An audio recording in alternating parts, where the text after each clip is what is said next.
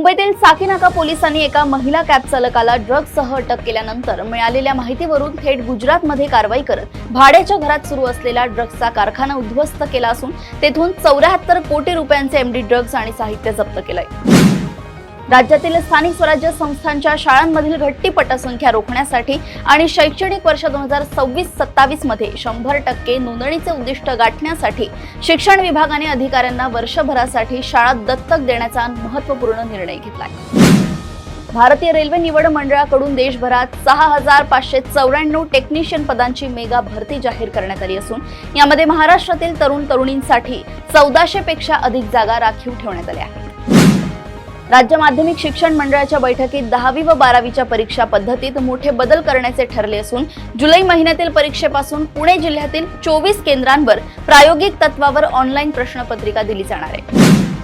बेकायदेशीर हातभट्ट्यांवर केमिकल युक्त दारूमुळे होणारी प्राणहानी रोखण्यासाठी आणि सरकारला महसूल मिळवून देण्यासाठी हातभट्टीची दारू अधिकृत करण्यात यावी अशी मागणी केंद्रीय मंत्री रामदास आठवले यांनी केली आहे।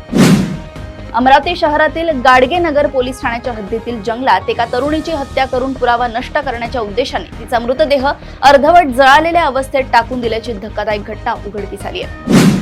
कोल्हापूर जिल्ह्यातील मुरगुड येथे ओळखपत्र बनवून देण्याच्या बहाण्याने एका 19 वर्षीय महाविद्यालयीन तरुणीला जाळ्यात ओढून तिचे अश्लील फोटो व व्हिडिओ व्हायरल करण्याची धमकी देत 10 महिने अत्याचार करणाऱ्या 4 तरुणांना पोलिसांनी अटक केली आहे। कोकण रेल्वेने मडगाव मुंबई जनशताब्दी एक्सप्रेसमध्ये अनधिकृतपणे आणि कुजलेली फळे विकणाऱ्या एका विक्रेत्याला पकडून दंड ठोठावला असून पुढील कारवाईसाठी त्याला रत्नागिरी आरपीएफच्या ताब्यात देण्यात आले। राज्यातील सर्व एसटी स्थानकांवरील शौचालय प्रवाशांसाठी मोफत करण्याची घोषणा परिवहन मंत्र्यांनी केली असली तरी कंत्राटाच्या तांत्रिक अडचणींमुळे मुंबईतील प्रमुख स्थानकांवर अद्यापही 5 रुपये शुल्क आकारलं जात आहे।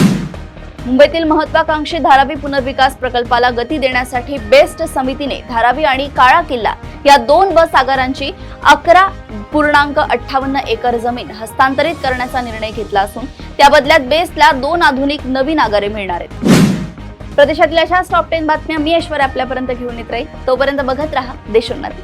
नमस्कार।